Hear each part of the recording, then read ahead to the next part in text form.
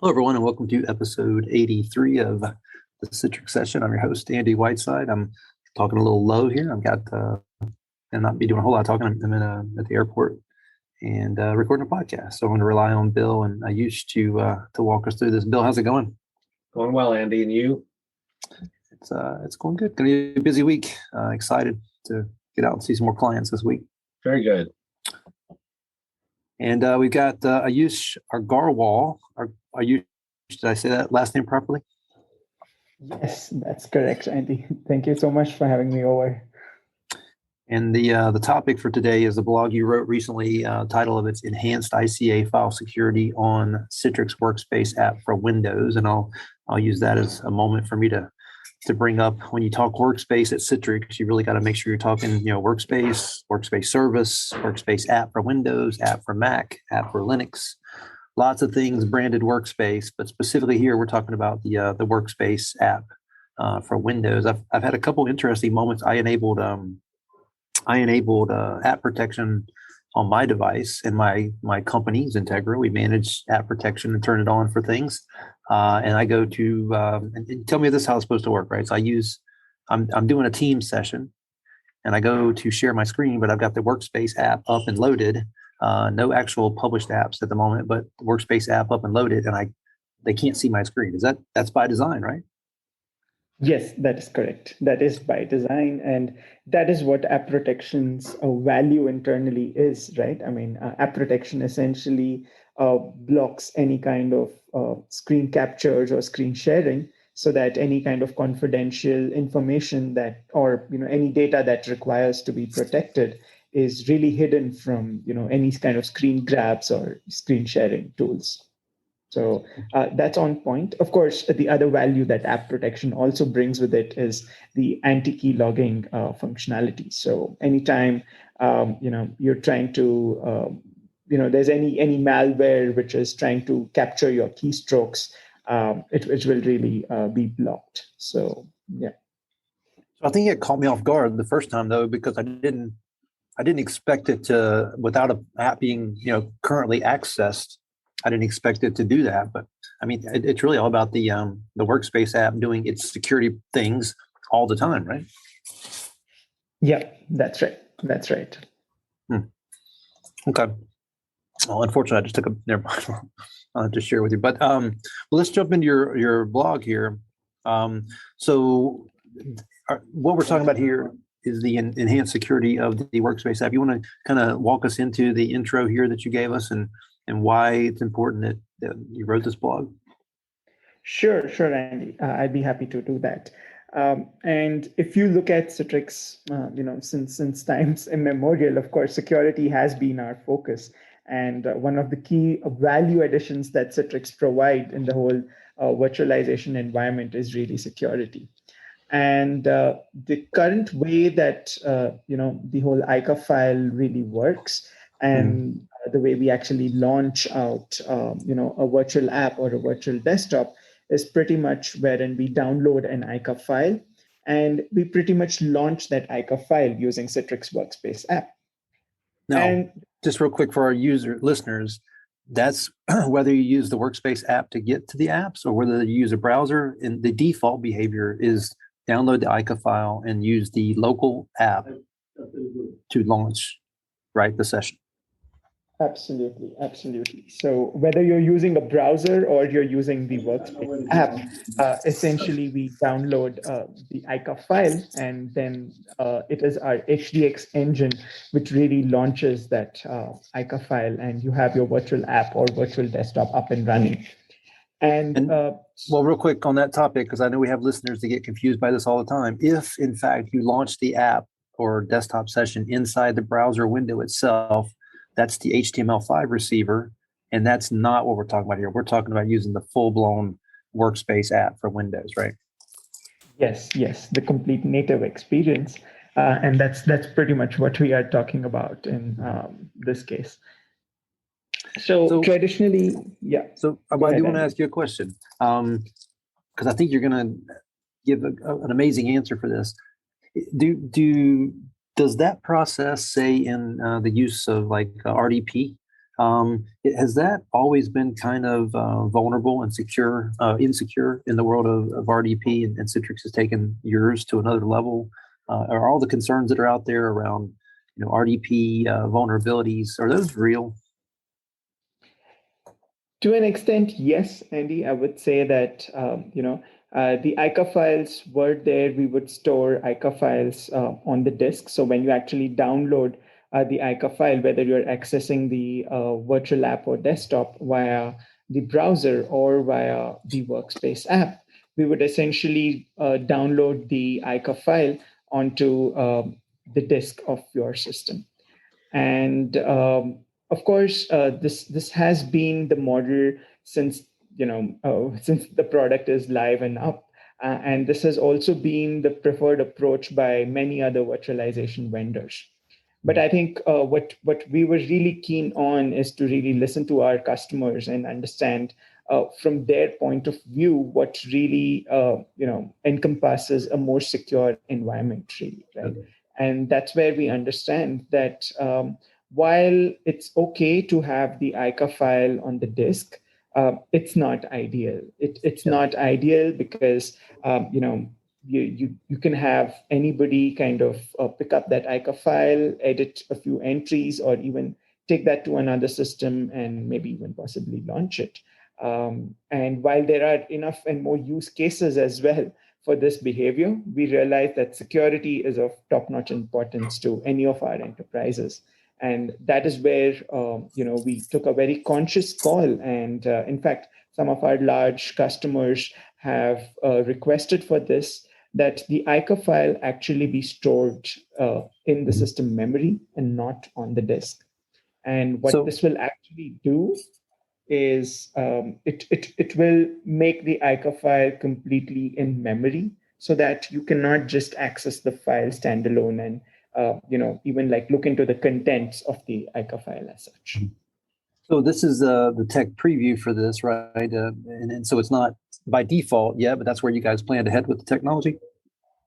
That is correct. So at this point of time, we have launched this capability as a technology preview, and we're welcoming feedback. We're trying to get more hands on this to test it, and we're requesting for feedback on this. And based on all the feedback, in the subsequent releases, we will make this the default behavior, of course. All right, so I'm going to pause you there because I know Bill's going to have some comments or some questions, or both. Go ahead, Bill. Yeah, Aayush, I wanted to just make the point that when in the old ICA file there, the ability to move it from system to system obviously could present a problem, but there is, or was, if I'm correct, a ticketing mechanism that would help mitigate that. Does that ticketing mechanism exist still in the ICA file, or the ICA memory file, I guess is the better way of putting it? Yes, that will continue to exist. Yes, there is no real change in the way the whole architecture is really working out or panned out. But as you rightly pointed out, the whole ICA file, ticketing mechanism will continue to exist. Okay, good. All right, Bill, if you're hearing this and you're an old school Citrix troubleshooter guy, what's your concern? I can't see the ICA file if I need to figure out why the connection's not happening. Got it. All right. So I guess usually it's a trade-off, of course, but right. We have made sure that the ICA file can still be kind of, the connections can still be debugged or, troubleshooted via the CDF traces. Of course, you do not have full control on the ICA file and look at the contents of the ICA file. But CDF tracing is the mechanism that you can continue to use, and troubleshooting should still work as is for most administrators. Good. So that's interesting, because it sounds like you guys are saying, look, we're going to change this, make it more secure, and we're not going to give you a quick, easy hack to make it go back the other way, because if you do, then people will. And next thing you know, it'd be like the Windows firewall, and people just turn it off because they did it once and left it off. Exactly. Okay, so Aayush, what are these registry keys that you've called out here in the article? Yeah, so essentially, Andy, like we were speaking, the feature or the capability is turned off by default right now because it is just a tech preview. So these are registry keys, and these are really settings that can help you enable that feature so that you can try out how the whole ICA file in memory works in your environment and give us feedback, of course. And moving forward, when we actually call this feature for general availability, all of these registry keys will not be required. Aayush, are you guys doing anything to incentivize your buddies out there, your sysadmins, your Citrix admins out there to give this a shot, or is it just people wanting to play a role in helping to move the product forward? Yes, in fact, we're encouraging a lot of the system administrators to really test this out and try this out. We, in fact, even internally, we run a very heavy dog fooding program. And within Citrix, we have this capability enabled on all our systems. And that's something that we're thoroughly testing because this is really the core of the product. And we do not really want to break this flow. We do not really want to tamper that much with ICA files that it really stops working for some of our large enterprises. So yeah, this is something that we're actually requesting for a lot of feedback on. We're giving in a lot of tech previews and controls to administrators to try this out. Another thing that you were kind of hinting at, and I'd like to also point out, is that even though the behavior by default will be that the ICA file will be stored in memory, but there could be finer controls that system administrators would like.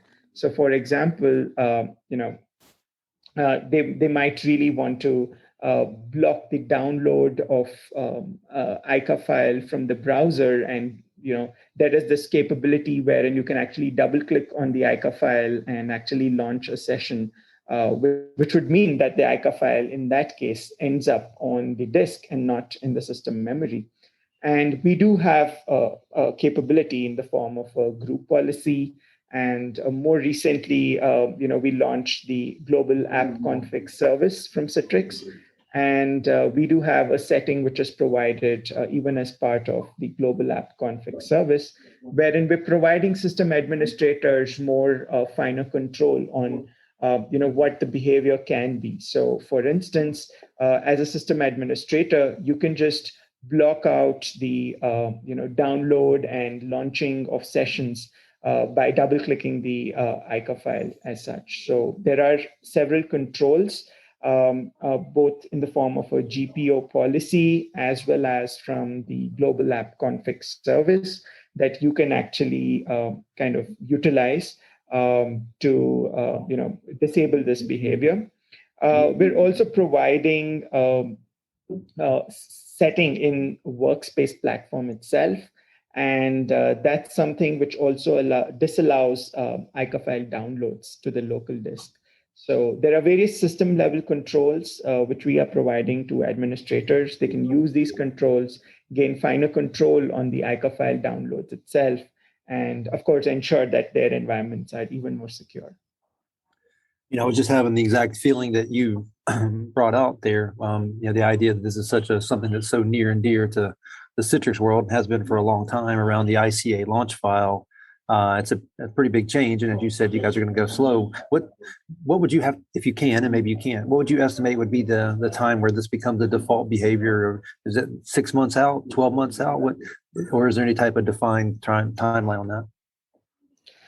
So we're essentially going to decide when this feature goes generally available based on the feedback we get. So far, the feedback is quite positive, I must tell you that.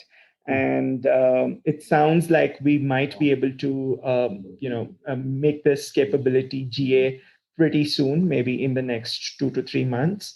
That's the time frame that we're looking at. But of course, this could change subject to the feedback we get, because sometimes we also want our system administrators and large customers to be able to test this for an extended period of time, test it at scale, and then kind of take this final decision, because the last thing we want to do is to really break any of the launches for our customers. So far so good.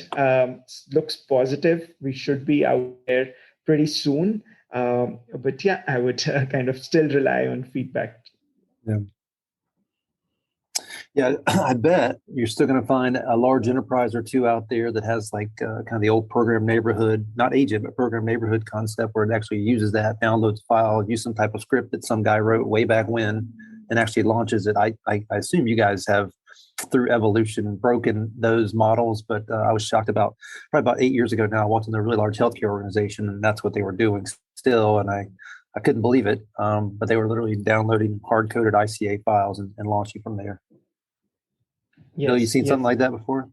Yeah, I've seen that before. The other thing I've seen is as you might recall, Andy, and Aayush, I'm sure you too, that there is, or used to be, a default ICA file that you could make changes to that would modify the behavior, maybe the screen size, things of that nature, that would modify the behavior that would occur when the app was launched. I don't know if that goes away in this model, whether there's still a default ICA policy or file. A lot of that's been moved to the policy engine, but there are customers that do still modify that file to change the overall behavior of application launch. It's rare, but I do see it every once in a while. Well, Aayush, I think you hit on it. You guys are looking for feedback, but before we started to hit the record button, you had mentioned several other things that you guys have come out with recently in tech preview that you wanted to kind of highlight as well, while that we had the attention of our listeners. Sure, Andy. I think it's really the time when we're going really fast with a lot of features on the Workspace app for Windows. And there were a few other capabilities that we actually announced as tech preview. And in general, you'll see this model more and more going forward, that we call out a feature as tech preview. We give our customers and partners an opportunity to really try out the feature, give us good enough feedback, and then kind of proceed with actually calling out the feature as GA. And one of the capabilities, I must say, that we very recently called out as tech preview was the inactivity timeout for Citrix Workspace. So I know we'd like to stress the difference between Storefront and the Citrix Workspace platform in here. And one of the differences that we really see today is that when customers configured Citrix Storefront, they could actually set up a time limit which said that if a user is idle or inactive for a specified duration of time period, just log out that user from the Citrix Workspace app. And this capability was unavailable with the Citrix Workspace platform, which is our cloud platform.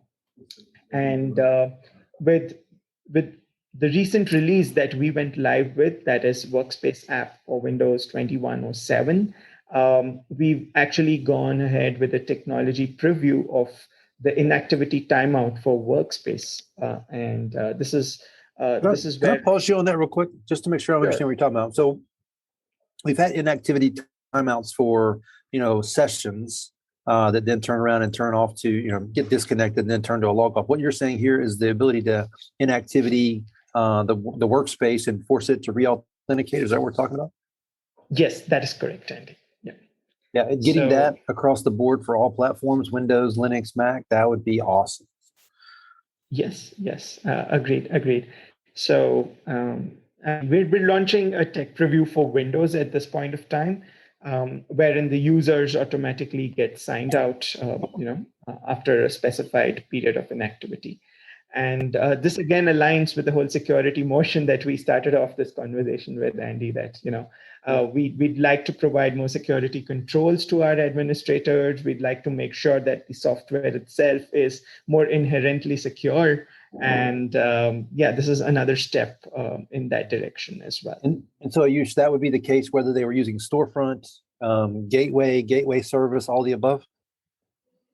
Yes, that's correct. Okay. Hey, Bill, I can see you smiling. Go ahead. Yeah, that's I was going to say, does it include web interface? But yeah, no, no, that's a really good feature to have in there. That'd be awesome. That's going to be awesome when it comes out. I look forward to testing that out, Aayush.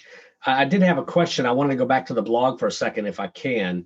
In the blog, it mentions that you can block ICA launch files using the global app config service. That's the service where you can predefine like an email address domain for the user to automatically configure or easily configure the Workspace app, right?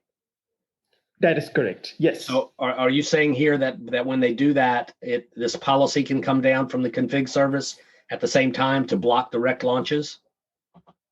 Yes, that is correct, Bill. And Wow, what that would also mean is that in the past with group policies and GPOs, you could only really apply policies to systems that were managed by the administrator.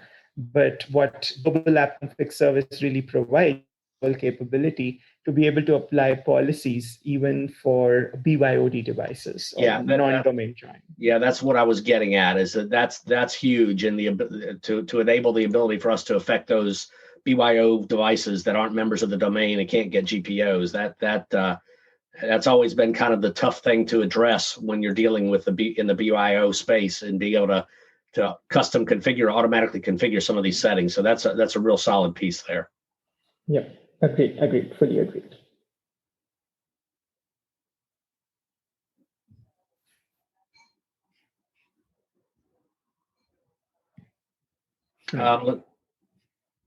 Let's see. The other thing you've got here is disallowing file downloads. You already talked about that. This says Workspace for web by running PowerShell commands. So you'd have to run PowerShell commands on the endpoint. Is that right? Or is that somewhere else? Yeah, this is really on the Workspace platform itself. So you can really use the PowerShell commands and really configure the policies in Workspace itself. Okay, I see. So in the Workspace service? Yes, in the Workspace service. Okay, that's correct.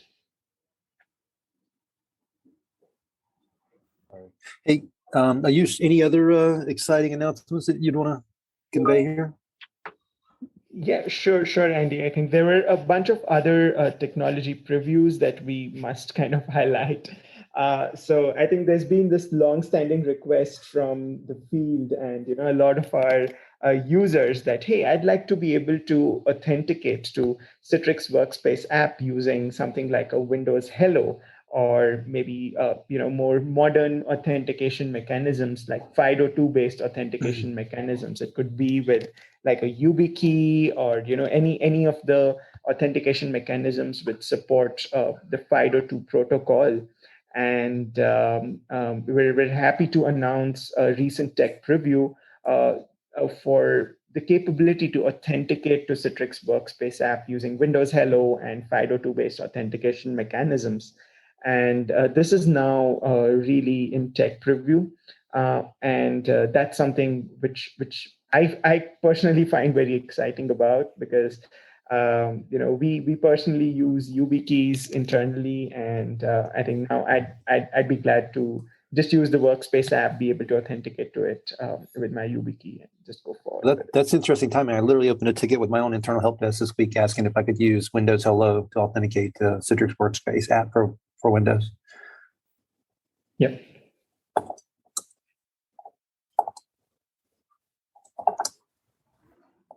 All right. Anything, Bill, any questions, comments on that one? Well, before you do that, I have a question on that one. How would that work in a world where maybe it's not a domain joined machine or a domain member? Yeah, at this point of time, I think it really requires a domain joined machine. But yeah, I mean, as Microsoft itself, the whole landscape matures, we can certainly look at how we would better integrate the whole Windows Hello mechanism with our authentication mechanisms to Workspace in general. But at this point, they do require the domain joined machines. Bill, any comments on that? No, I kind of figured I had kind of a similar question, was what domain status was needed for Windows Hello. And the YubiKey, I think I've gotten a request for that recently, Aayush, and that's the USB key, correct? If I recall. That is correct. Yes. Yeah. We've gotten a request from a customer that was using that wanted to integrate that. We haven't gotten to it yet, but this will be interesting to know. Is there a central place, to your knowledge, on the Citrix website or the blog site where we can see the list of what's in tech preview currently? Yes. So basically, our docs, where we list the what's new for every release, do kind of call out, what the tech previews that are actually running right now are. So if you just look at about this release page in our product documentation, you should be able to find just pretty much about all the tech previews running out there, and even details on how to configure those tech previews, how to provide feedback on those tech previews, and just about all the details in there. All right, great. Thank you. Well, Aayush, any other announcements that you'd want to cover while we've got listeners and their attention?